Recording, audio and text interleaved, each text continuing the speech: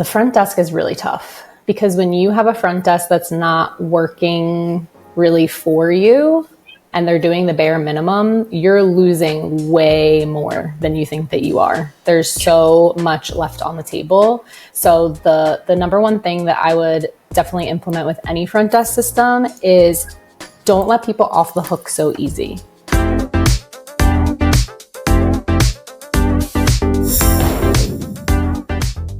Brynne, welcome to Brazen and Bold. Thank you so much for joining me today. I'm so excited to have you and to share with our listeners a bit about what you do as the owner and lead at My Salon Concierge. Welcome to the show. Thanks so much for having me. I'm so glad that our, small world of beauty connected, and now I'm here and we get to chat. It is a good little small world, and I think there's so much that we have to learn from each other. And I'm especially excited about what you've done for some of my clients at Spark and some of the results that we've been able to see with what you're doing. And I would love to teach our listeners a little bit more. To kick it off, I'd love to know, what was the moment that you realized that salons needed more than just great hair to really thrive? Like, how did you realize that little missing piece was there and come up with your solution with what you offer?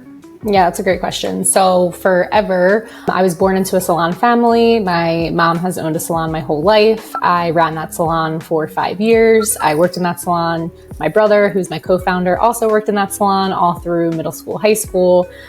So we've lived, breathed, and been in it forever. And we saw how much the owner is wearing all the hats. So you're behind the chair, you're a leader of the team, you're taking care of your own clients in a lot of cases where owners are still behind the chair so much, which I'm like, wow. I was never a stylist myself. I was only business piece, so like leadership, never actually physically behind the chair. And I was like, how is this even humanly possible to do it all? And when you have a staff that's leaning on you for their paycheck, for their, taking care of their family, all of the things, new client and marketing, like the generation to actually get new butts in the seats, is one of the most important pillars to having a happy team. And if you can continue to fill that, it eliminates a lot of frustration, especially from newer stylists, whether they're newer to the profession or to your salon. So we just kind of, my brother and I as a team started coming up with ways to market our own salon, our own family salon, and then realized, hey, this could probably help other people, and just slowly started offering it to more people. And then, now we're here. And here you are. Now, you say slowly, but you built the client generation machine and this business, and you grew to over 50 clients within the first year. Is that correct? So I wouldn't say that's very slow. That's pretty impressive. Still slow. Yeah. Sure it does, but what's the secret sauce behind that kind of rapid growth that you experienced? So I think for us, it's actually our high touch. So Jack and I are like, we don't have another client specialist. Like, you're talking to us. So you're getting all of the experience of someone who actually ran a salon, which I think with a lot of other ad agencies, like most ad specific agencies that I see a lot of salons working with, where they didn't have really good results. They, had the ad agency piece kind of rub them the wrong way, is they were working with companies who they did landscaping, they did kitchens, they did closets, they did all these other things where they didn't know this business, right? They didn't know the ins and outs. They don't know how to talk to the client. They don't know how to really bridge that emotional buying behavior and gap and really like showcase the relationship piece of this business, because we're so relationship heavy. Yeah. So not only from the, piece of us actually marketing outwardly to the client, but also how we relate to our client, which is the salon owner. So being able to be a person that's like, I was in your shoes. Like, I know exactly what you're feeling right now, and this is how we can pivot. So it's not just marketing expertise, because that was my major in college. So that was my, whole thing. I have that, more formal training, right? But I also have the experience training of trial by fire of just running a business. So being able to be on that consultant side as well, and wear both a consultant hat for the issues that are going on within the salon, but then also being able to bridge the marketing piece as well. So I think that that's kind of the secret sauce, and that you're actually dealing with us and not somebody else. So that's why I say it feels slow, because you can't scale as quickly when your hands are with everybody. But we do feel that we, at least for right now, we like having the opportunity to be able to really be one-on-one with our clients. I think that's beautiful. And you touched on something even just in explaining how you started this. Tell me a little bit about, you did mention that you ran the salon. It's a family salon that you grew up in. Tell me a little bit about your professional and education background that led you to this capacity to found My Salon Concierge. Yeah, absolutely. So I went to Penn State in Happy Valley, graduated with, it was actually their first year that they ever had a corporate innovation and entrepreneurship degree. So I went in as a marketing degree. And then my junior year, so it's like when you should be wrapping up everything and getting ready to graduate, I was like, they came out with this entrepreneurship basically degree. And I'm like, oh, I want to do that. Because I wasn't really even sold on the whole college thing 100%. I just kind of was like, oh, well, everybody's going and everyone's making a big deal that I got into this school. So maybe I should go, and, all that comes with that. But then kind of going and then having that opportunity to be presented of like, oh, there's this new degree, because my whole family is all entrepreneurs. I was always just around that energy my whole life. And I don't love being told what to do. So I know that that's, I'm sure you can relate. It's like you have it or you don't. I'm just not really that person. I like to own my stuff and kind of carve my own path. So I did that first, graduated with that major. Then I was exited, worked at a yoga studio. So, super high touch. I think that helps a lot with like my communication and things like this. I managed a yoga studio for a long time with like a good mentor of mine who owned, the business. I think I learned a lot about, relating to people and, human condition and all of the things that really help with kind of the consulting piece that I do, and be able to be a little bit more emotionally aware. Had a quick spurt of teaching English in Thailand. So I was like, oh, reality, I'm going to exit reality for a bit. So that definitely taught me how to think on my toes, be thrown in a new environment, like have no idea what's going on and just having to figure it out. And I was by myself. And also have some fun while you're at it. Maybe that's kind of a fun reality to experience for a while. I love it. Yeah, totally. Get out of, your own bubble and experience the world. So I think travel has always done that for me as well, of like, okay, we don't have to only do things one way. There's so many other ways to do things. And that goes for our personal life, but also in business as well. So, travel has been a huge catalyst to that. I actually just got back from a year and a half of full-time travel with my husband, where we were working remotely for the past year and a half. We finally just got home. So that's a whole other podcast of learnings and things from around the world. Schedule that as soon as this one's done. Because that'll be the next one.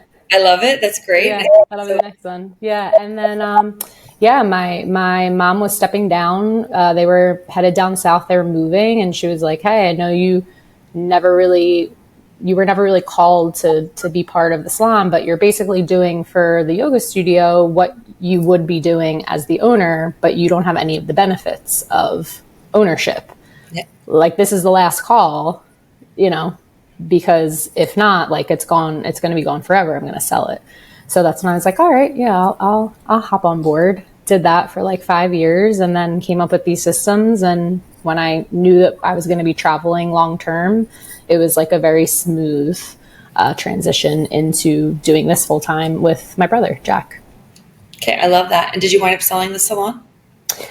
We did not. That's also another podcast for another day, because my mom is, slowly working on some exit strategy stuff, because the exit did not go as smoothly as she originally intended and that we originally intended. So that's another podcast for another day as well, and something that's in her back pocket and things that we're working on, so that salon owners can set up those systems to prepare for when you want to, That's a little teaser trailer, because that's a good one. It's going to be, the statistics on selling a business. I don't know how much you know about this. You probably have done some research now, but I attended a summit recently here in Scottsdale called the Business Transition Summit, and it was geared toward all types of businesses, but they shared statistics about the percentage of businesses that actually go to sell to completion, those that are actually able to sell, and then how many of them get what they think they're going to get out of it, et cetera. I mean, it was a pretty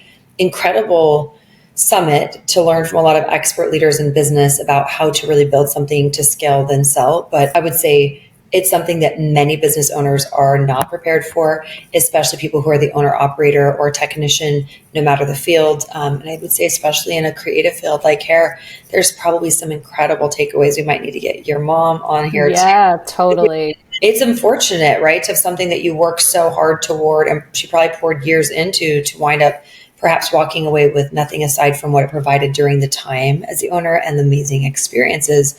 But there is more, right? There's definitely more out there, and there would be a lot for us to learn from. Definitely. Something that fell apart. I think it's an incredible learning. Well, what people are prioritizing now in industry and in employment is not the same as what people were prioritizing 20 and 30 years ago. So what older generations did that worked for them is not working for younger generations. They want the flexibility, the freedom. They want to be able to travel for a year and do things like that. And good luck sitting down and telling them, well, this is how it was when I was coming up in business. Like, no one cares.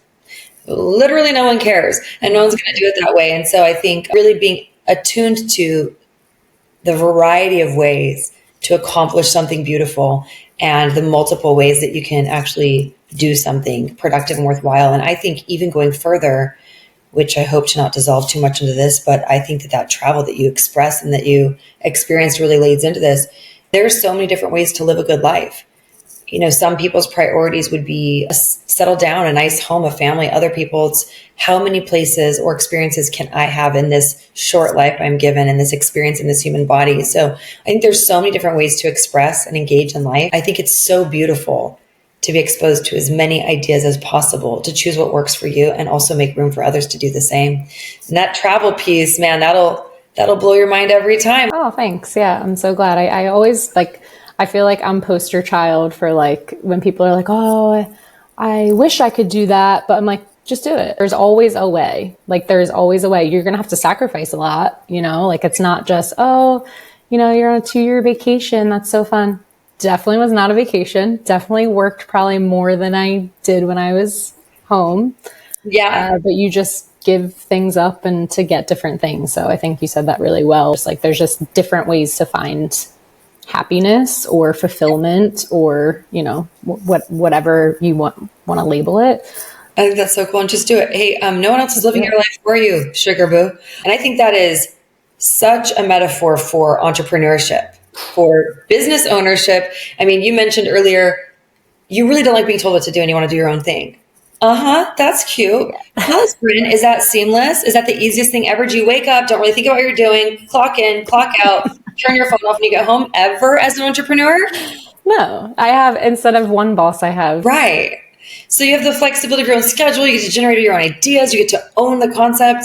You also get to own all of the stress, all of the follow-up, anything that breaks down, anything that goes well. It's all on your shoulders. So what sacrifice are you willing to make for what thing you want most? And any entrepreneur who's listening to this, it's a roller coaster and it's not for the faint of heart at all. Just yesterday, I had some rough news about a team member that I adore who's choosing to step away to go into a different field on excellent terms. Out of our salon, we adore her. She adores us. Everything's great. Just ready to mix it up. She wants to try something different. And I love her and I want to support her in whatever she needs in her path. But man, that's a low. That's a down. It's just coming right after we've built her and she's incredible. And then I get insane, exceptional news that one of my team members who stepped away to work very part-time to pursue something else, legitimately 6 months ago, she just texted our salon director and we got the news this morning.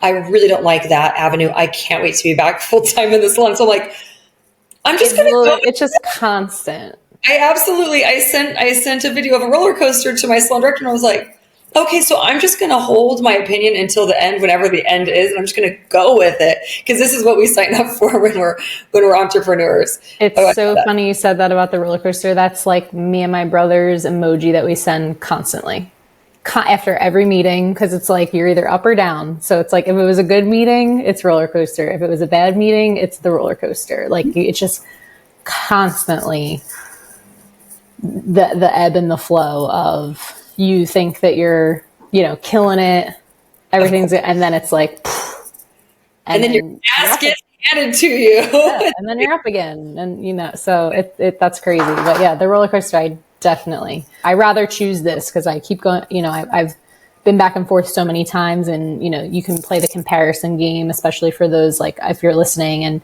you're just dipping your toes into entrepreneurship and you're starting your own business and you're really not sure of yourself, and you keep getting the like, oh, well, maybe it would be better if I just went back to where I was. Right. And I even get that sometimes. And I was barely an employee for like a year, you know what I mean? And I'm still like, oh, but then something else creeps in, or I hear a story from a friend who's an employee of just like the BS that they have to deal with. And I'm like, you know what? No, I just keep chugging along, because everybody's dealing with something. It's just a matter of, again, my husband always says, what shit sandwich do you want to eat? Yeah. And what roller coaster do you want to be on? Do you want to be on somebody else's roller coaster or your own? And the truth is, it is not for the faint of heart. And there's nothing wrong. In fact, the world loves and thrives off of people who work well with others, who are incredible employees and teams, part of teams. And I think it's just nice to know what you're suited for and how to embrace it. And then I think a really huge key for me as an entrepreneur has been surrounding myself with like-minded people within and without my industry, to be empowered to see like, hey, I'm not alone on this journey. The days that I'm in the fetal position crying, everybody, like, let's just cut the crap. It's not like, it really actually isn't that bad, and I'm handling it well. No, I'm handling it really well in my bedroom in the fetal position, and then I'm fine. And it's not a clinical diagnosis. It's just live. It's literally just, running a business. Exactly. And I love that you said that you are connected to other people in other industries, because I think that's so huge. I think, like I said before, it's like, oh, we're in this little bubble, and a lot of, salon owners like know each other. They know people that are in the business, and we're all in this little bubble, and it's great. And it's great to have that, but also like, get to know the other entrepreneurs that like run an online business, get to know other entrepreneurs that are like local boutique in your area, restaurant owner. Like, every single person is going to have something different to share. And you're also going to be able to view the lens of your issues so much differently to help you compare with, I think, scale too. Like, when you start to, I was in a mastermind, me and my brother and my mom were in a mastermind for 2 years, and we were working with people that have online businesses that they're bringing in, some of them, $1 million a month. I couldn't even dream of what that even looks like, but being in that room and seeing like, oh, if he can do it, like this guy, like, and these are the problems that he's having, which are the same problem as me. They're just like a little bit bigger scale. Just a few more zeros after it. It's exactly. So it's like, oh, okay. Like, when you start to kind of see what other people are doing, and you realize, like, we deal with that all the time, where we're like, okay, you need to have at least $20 a day to invest in ads, for example. Is that something that you're interested in before we move forward? And people are like, that's ridiculous. That's more than, and I'm like, and that's okay. That's okay that's where you're at. Yeah. But if we're talking about, Nike, Google, Puma, Gucci, Louis, Ritz-Carlton, how much they're probably investing in ads, we're talking also probably $1 million a month. Yeah. More for these things, where it's like, so it's all scale. So really knowing and having those connections outside the industry, I think also helps us and the owners that I find to be the most, not successful owners, but the ones that I look up to that are my clients, usually have that type of awareness and scope, that they're not just so in their own way, that they can kind of look around and see what's around them. Now, speaking of that, I'd love you to tell me a little bit about the mission behind your company, My Salon Concierge. You have this experience outside of the industry, your education background outside of the industry, and then you go back into the salon working with your family. And what was your, kind of the origin story? How did these concepts and this client generation machine that you developed, how did these come to be? Basically, it's just seeing an overworked mom like my whole life, working way too late, way too much, being everything to everybody, coming home at, if you have kids, maybe you can relate, or even with your family in general, you can relate to this of just coming home, 10 p.m. Yeah. They're old now, but yeah, working too much. These babies. Yeah. So you were the baby. Me and my brother were both the babies, and it's like, the team, the staff almost becomes like the children, and then you're like the forgotten kids at home, and not on purpose. It's not malicious. It's like, you guys are doing your best to provide for the babies at home, by, being in the salon constantly, nonstop, all that comes with that. So really it was just a way to, how can we take at least one thing off of that plate? We always use I don't know if you're a SpongeBob girly, or if anybody listening knows what I'm talking about, but the SpongeBob episode where they have the baby clam and it shows SpongeBob literally with 9 million arms. One's vacuuming, one's making breakfast, one's rocking the baby, one has the bottle. And it's like, this is what so many salon owners are to their team, to their family, to their friends. So what expertise do we have? We went to school for this, that we can kind of take on, so that's one less arm that's like going crazy in the corner over here. And then just being like, oh, okay. We we hired somebody at that time when we started like all these systems and stuff. This was like 7 years ago, when we hired a new team member, and we had to fill them because they didn't have previous clients. And we tried kind of a version of our system, and we're like, oh, now this person is, their book is filled. And then it's like, okay, then the next person came in, that we got them a waiting list of 85 clients. And now they were out of beauty school for 2 years. And it's like, oh, okay, this is working. And then just continually, change the process over time, and how to evolve into something that could be for any salon or beauty business, and being like, okay, this is cool. We're like taking a really big chunk of the burden off of the salon owner, AKA mom, AKA then it was me. So I'm like, oh, I really want to help now, because now I'm feeling this, gaining like 50 pounds from like the freaking stress. It's absurd. Like, it's absolutely absurd. So being like, okay, how can we generate way more income for these people, and also take the burden off of the mystery hiding in the wings, spooky marketing monster that nobody knows how to deal with, to develop the client generation machine. Yeah, fair. That's really great. Tell me about your biggest wins. Like, tell me about your biggest client wins or success stories. I'm sure you've got people that are like your favorite poster child. Yeah.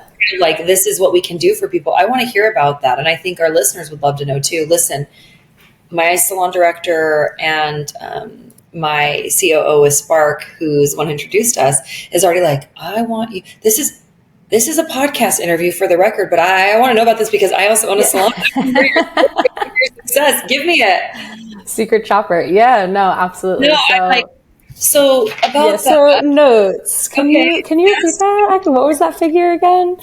No, I have a lot of really favorite ones, but I think one of my top ones is this woman in San Diego. She was working at a salon. She went out on her own, and obviously we know how scary that is, et cetera, et cetera. She reached out to us, didn't really have a huge book, and we were like, okay, you're in San Diego. Like, this is a really populated area. How are you going to differentiate yourself between the person that's beside you on this side, in front of you, and behind you? Like, there's tons of people that people could go to.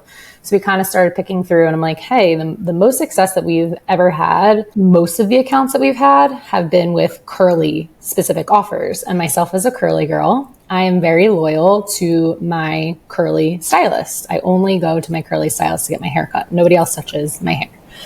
And I'm like, are you comfortable with texture? She's like, actually, yeah, because I saw a couple of her photos. I'm like, I feel like she kind of knows what she's doing. Let me kind of feel her out. She's like, yeah, I am, but I'm not sure if I want to close myself off. I'm like, just trust me. If you're confident enough in your abilities, obviously I don't want to throw you in the deep end and you suck at this and, this is going to be bad. But if you're good at this and you like it and you're willing to go the extra mile, I think that we should focus on you being a curly specialist. She's like, okay, I'll do it. I'll listen. Fast forward, I mean, she's booked out like 8 weeks in advance. She's had probably, I want to say, I don't want to misspeak. I think the last time I looked, it was like 156 new clients. She has a wait list of like 30 people at all times. She's in San Diego. She now charges like something like 160 a cut, something like this, like just continues to raise her price. And we help guide her in that way too. Like, we're like, hey, you obviously have the demand that we're helping you generate. Here is, as long as you're retaining these people, it's safe for you to kind of bump it up a little bit. So that's another thing that we like to offer our clients too. That's not our main thing, but we can tell by how many clients are coming in and how many are booking, like, oh, this is your demand. Like, that's great.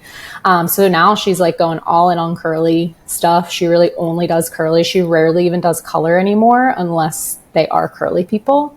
Yeah. And she's just been like, this has changed my life. Like, I didn't even know if I could really do it on my own. And now I'm like this curly specialist that people are like seeking out, finding me on Google when they research curly specialists and all that jazz. So I think that that's been really cool just to hear, like, she's like, I've never had anything like this before. And the fact that we can provide that in partnership with her is very cool. And the fact that she was so scared to even get behind the camera before. And we've just slowly been like, okay, so we were just doing pictures of your curly huts. Now can we do some videos? And then I was like, okay, I'll do some videos. And it's like, okay, now can we get you behind the camera and just like guiding people along to really bring it out. And now she's contacting me like, hey, here are all my videos that I've been doing. I have VR glasses now. She's cutting hair. Like, she's like, this has just propelled me into, now I want to go all the way in on the content, because she sees when we have good content that we put out in the ads, she reaps the rewards of that. So now she's all like VR glasses behind the chair, has her tripod. She has her DJI mic. Like, this is someone who wasn't tech savvy at all. I love and it. Now she's like, a personality. So that's really cool. Yeah, another big win, I think, a St. Pete salon, actually. She had just opened. She had just bought an existing salon, wanted to transition. We actually had one of her stylists become a curly expert too. I'm like the curly whisperer. I'm like, if you guys could do good curly hair, you will be like, PSA. If you can do good curly hair, you will never have a gap in your schedule, because we are loyal. We are loyal. Yes. Anyone who has waves, texture, curl knows this story. And anyone within the sound of Brynne's voice, hear the warning. Go take classes, go do models. Yeah. So we ended up generating, we only worked with them for 3 months. We generated like almost $30,000 for them in those 3 months. Yeah, it was something crazy. Really, really crazy, because it was just like, they had a braider, they had a curly specialist, they had a couple color specialists. So we were trying a bunch of different things. It was really huge. They did phenomenal. And then Salon 554, they're like my poster child. I'm always like, hey, if you want to talk to an owner, talk to Sarah, because she really has her stuff together. She's so like innovative, and she really trusted the process with us and really leaned into it. And we've had an ongoing partnership. Gosh, it's been probably like a year now of working. And they've had, again, they did a curly thing. That's so funny. Every like winning story, I'm like, they have curly special. And they've gotten, God, they're close to like 300, some 400. It's crazy, the amount of revenue based on their work with you. Yeah, it's crazy. That's incredible. And because I know them, they also are a great salon team and really good at what they do. So that's just pretty powerful, and I love it. And I think when you're sharing these stories, I can very much sense your passion for not just growing your business, but really growing the people that your business works with. You're invested in the process of what they do. And I can feel your excitement for it, which I think is very powerful. And I can only imagine anybody wanting to work with you would feel the same. It's a lot more than just slapping something out there and being like, here, copy, paste. It sounds very curated for you. It's super. I'm glad that you feel that too. Cause like the worst thing for me is when we onboard a client and they kind of just like want everything either fed to them, or they don't recognize that it's a partnership. Like we're not for everybody. And that's totally okay. Like we're looking for people that want to be in partnership and not just, we want to just take over everything for them. And I think that there's a place for both of those models, right? Like I think that there's something to be said with having people just like, hey, we do this for you and this is done. And then I think another piece of that is, hey, how can we help assist you in that next up leveling so that when we eventually, like, we don't want you to have to rely on us forever. Like I want to work with you forever, but I also want to create the systems and help you implement things that once you feel like it's no longer a good fit for you, that you can kind of at least have that solid foundation, even if you're not running the ads or, you know, doing any of the automation follow-up processes that we have, that you at least have gotten all of those new skill sets. Like Marisol's going to have that skill set now. She's the curly San Diego stylist of being behind the camera, being confident, doing all of those things, whether she wants to continue with us a year from now or not. Right. And that's what I really appreciate the most when I'm working with the right fit of salon owners that want to do that work. Because there's nothing worse than when they come on and then they're like, oh, we didn't book anyone. And then I check, you know, our platform. And it's like, well, no one's answered any of the people that have inquired. So unfortunately, they're not just going to show up at your door. Sorry that we don't have the ability to do that. I would be a trillionaire if I could send them a digital car and be like, we're outside waiting to take you to your appointment. I'm sure there's going to be technology for that, within the next 10 years. I send a digital Uber over to them, but I really like the people that also want to do the work and are invested in their business as well. It sounds like what you're describing to me is a real partnership with the people that engage you that are the right fit. And that partnership, I think, yields not only more powerful results. I mean, the impact has, it's a lot more sustainable. And what you're able to produce together is going to improve not only them, but their clients, their entire experience and expertise. It's going to have a larger impact long-term. I think that's so powerful. A little bird told me that you've got some front desk sales transformation tips, some things that would really help a listener now, whether or not they work with you, but they could learn something from listening to this and implement it today in their own salon space. Can you share a little bit about that with us? Yeah, absolutely. So I think that the front desk is really tough because when you have a front desk that's not working really for you, and they're doing the bare minimum, you're losing way more than you think that you are. There's so much left on the table. So the number one thing that I would definitely implement with any front desk system is don't let people off the hook so easy. And when I say that, I mean the client. I mean the new lead or the new interested guest that calls, they're inquiring, and they give a little bit of pushback and the person's like, okay, well, whenever you're ready, just give us a call. We'll be here. And it's like, no, like learn how to handle the objection. Learn how to handle the objection. You're not forcing, like there's so many people that are like, oh, I feel so weird. I feel so uncomfortable. Your job is to provide the solution that they are seeking. And a lot of them don't even know what their problem is. Right. So trying your best to, like, I've been helping, people coach through, like, what are the biggest objections that your salon in particular are getting? Okay, if it's always they're asking about price, do you have your prices on your website? Because this could eliminate so much. Then I go on, I'm like, okay, yeah, everybody's asking for price because you don't have prices on your website. That's a very easy, fix, right? Or it's people that maybe you're running some sort of special and they're not a good fit for that particular thing. I see so many conversations or hear so many conversations of front desk that's like, oh, okay, you're not interested in that? Okay, no worries. Talk to you soon. I'm like, no, like what? They're a person, they have hair because they called about their hair. And if they don't have hair, maybe they have eyebrows and they need an eyebrow wax. And if they don't have eyebrows, maybe they have a mustache and they need their lip waxed. Or maybe lash extensions. They need something that you have to, I can just see, like, as an owner, When you're saying these words, I just picture It's this. the $100 bill is the front desk just like lighting it on fire. Literally. And then I'm like, oh yeah, throw it away. Yeah. And I see it. Like I see it I can see all the texting conversations that my clients have. So I'm like in there, like screen recording. Hey, so what I would do instead is, so what I always teach is always following up with some sort of either direction, like, or a question.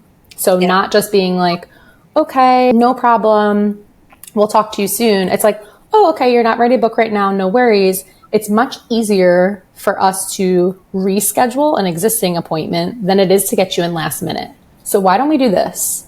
If you have any idea of maybe in 4 weeks from now of a day that you might be available, let's get it on the calendar, because we always make our guests who are on the books, they're our VIPs. So if you need to rearrange something or reschedule, it's much easier for us to do that if you have an existing appointment.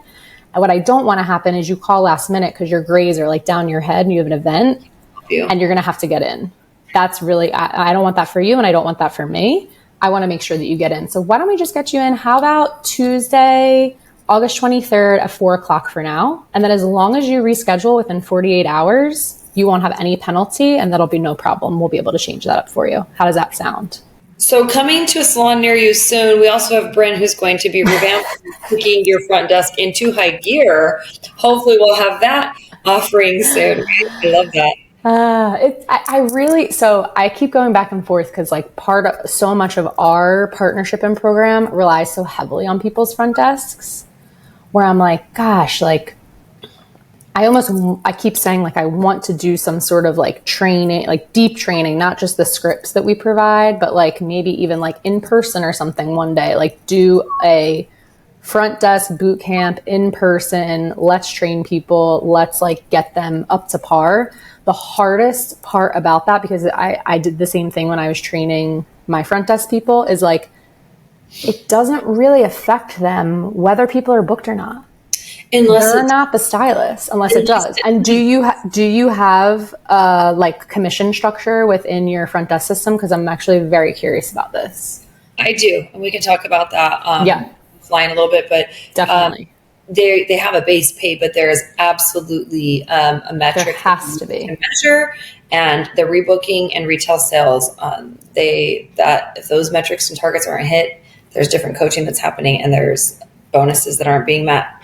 So awesome. I would love to hear more about that, because I've been trying to think of where it makes sense for the owner, because as you know, you're already paying the commission on the service. And by the end of the day, I mean, most salon in particular are making between 8 and 15% profit at the end of the year. Like that's our average. Like that's if they're crazy. Well run and if they know what they're doing and they're operating so efficiently. Like that's insane. That's an insanely low profit margin. So adding any sort of, additional on top of marketing, on top of it can get like, okay, well, I have to work another job to be able to, support that. So yeah, I'd love to hear more about that offline for sure. Yeah, of course. I'd love for you to share a little bit about how automation and funnels and ads really work, because I have, because of my other business, more of an understanding of marketing, but I think a lot of people listening might be like, okay, so what exactly is that? Can you share a little bit briefly with us about how that works and how it can really impact a salon owner?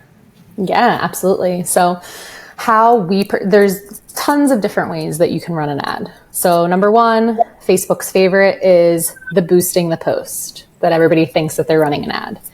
PSA, hot tip, big takeaway, stop doing this. Stop doing it. Stop wasting your money on it. It's sending it to nobody in particular.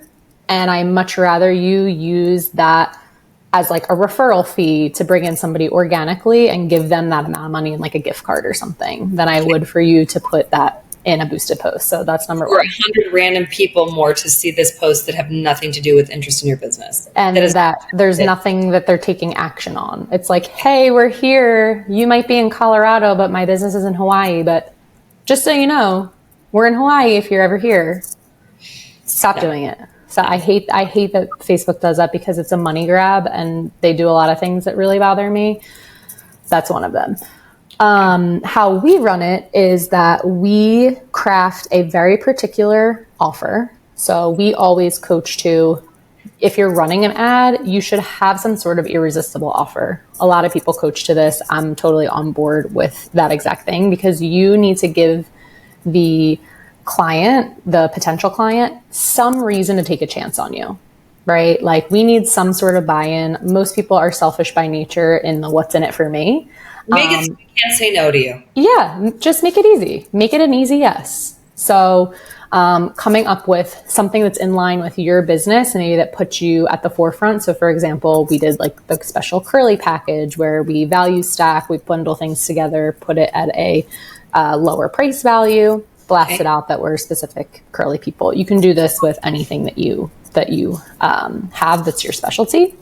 And then we sit down and we discuss specifically, what is your target audience? What's their income like? What zip codes are they living in? We get very, very like specific about this and target those specific people. Then we set up, we've been using lead form ads. So again, in the world of ads, there's lots to do. So without getting into the nitty gritty, that's an opportunity that you can do. And we do a lot of custom fields and values to be able to capture things about that client to make sure they're a good fit. So depending on what the offer is, maybe it's extensions. We need to know, have you had them before? What's your budget?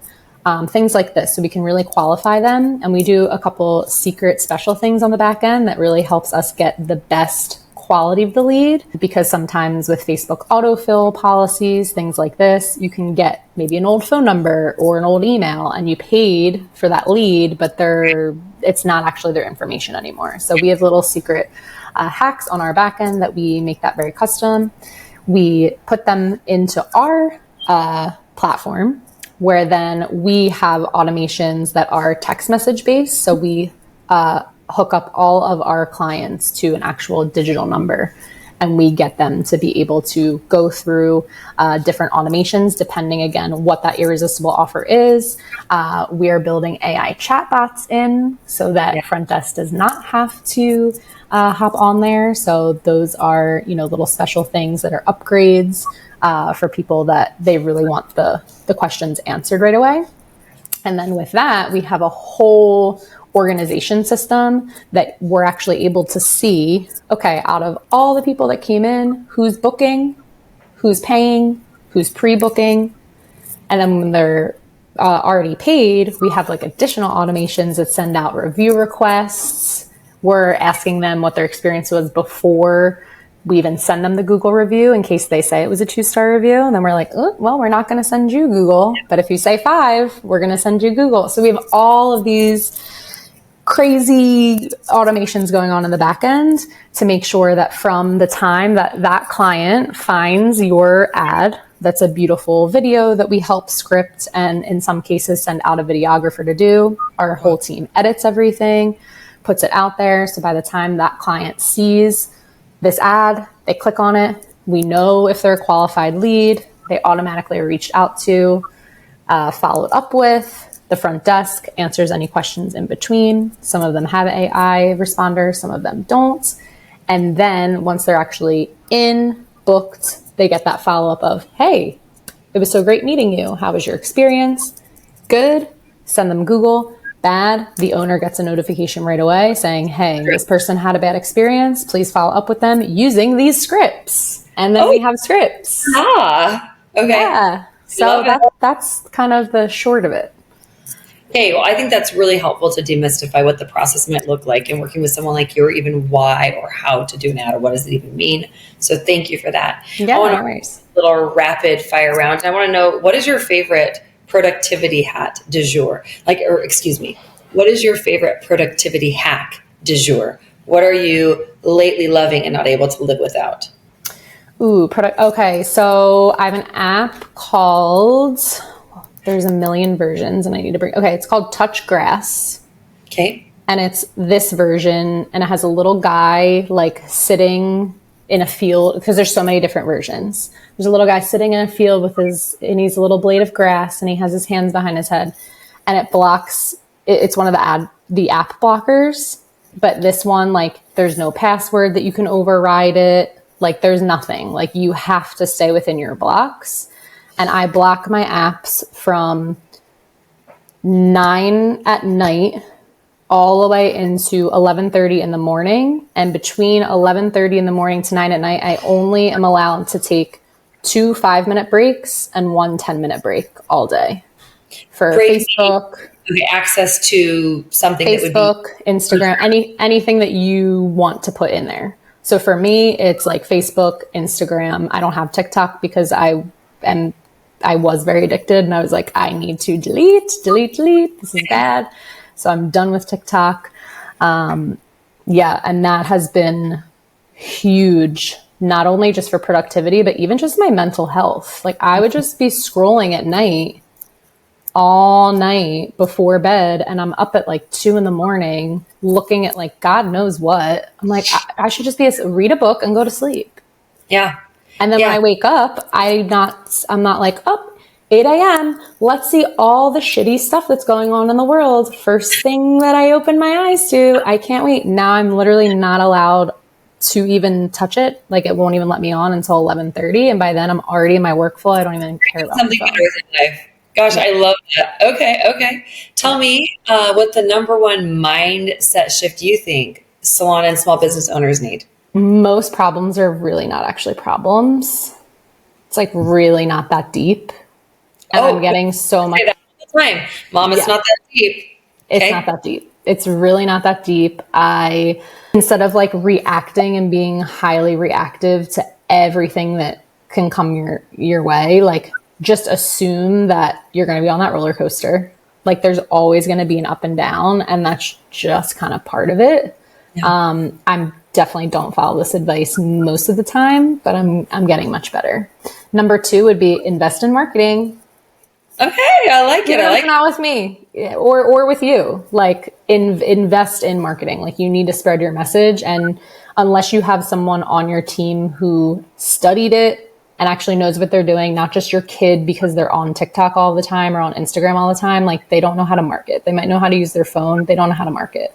So unless there's someone actually on your team who genuinely understands marketing, they're not going to be your person. Outsource it to somebody else, even if it's not myself or you. Find somebody that you trust and that you like, and take a chance on it, because it'll probably change your business. Okay, so number 1, it's not that deep. Everybody calm down. Everybody calm down. Okay, so it's not that deep. Invest in marketing. I love it. Tell me where our listeners can find you if they want to work with you, learn more about you, just follow your journey and your growth. We'll include this in the show notes, but please tell us where we can find you and talk to you. Great, thanks. MySalonConcierge.com. On there, if you want to book a chat, you talk to Jack, my brother. He's great. He would talk to you to see if you're actually like a right fit or not. You can also see like all the most of our testimonials. Scroll through there, get an idea of what's going on, book a call if you're interested. And then we're also Salon Concierge on Instagram as well. That's mostly where you could find us. I love it. Thank you so much for sharing your energy and your passion for marketing, but building something really high impact for the people that you work with, for your passion in the industry, and the other insights you shared today. I had a great time getting to catch up with you and learn from you. So thanks for joining us today. Thanks so much for having me. It was a pleasure.